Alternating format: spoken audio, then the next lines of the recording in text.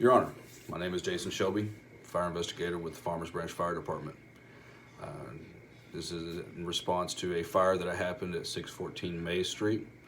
Fire occurred at approximately 1:17 p.m. Firefighters arrived on scene to find heavy smoke showing from the roof and the eaves of the house. No one was on scene. They forced entry into the house on the Delta side and went in and found light smoke conditions inside the house and fire around the living room area.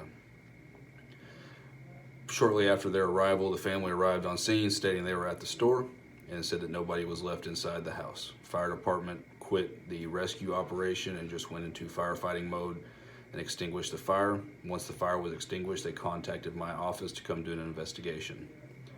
While they were waiting for my arrival, they were toned out to another fire with possible entrapment, and so they left to go to that fire.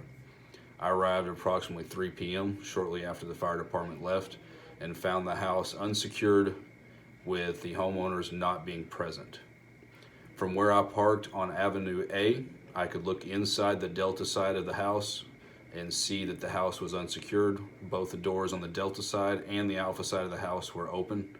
You could see the living room, you could see the kitchen area. I started my investigation using exigent circumstances because the house was unsecured, and being that it was 3 p.m., we were going to start having school children walking by the area. I wanted to make sure the house was secured and keep them from possibly endangering themselves. Started my investigation from the outside, taking pictures, worked my way to the inside. Once I started taking pictures inside the living room to document the burn patterns, I found a burned piece of equipment behind the TV. Took pictures of that and saw that there were burn patterns and pour patterns leading into the kitchen. I followed the plain view doctrine of collecting evidence for this. As I continued my investigation, the family arrived on scene with their attorney and stated that I violated their Fourth Amendment rights.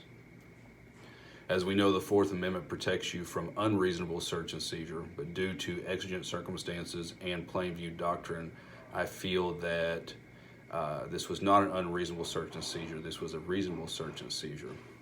I will show you the diagram of the house as I found it. As you can see,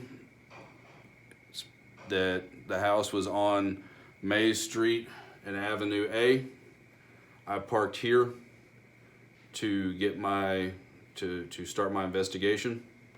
I could see that the forced door was open and the front door was open, allowing me clear access to the house and allowing clear visual cues as to what was going on inside the house. This was approximately 3 p.m. School was starting to let out, and I was concerned about the safety of children walking by. So, due to the exigent circumstances of an unsecured property and plain view doctrine, I feel that this evidence should be submittable in court. Thank you.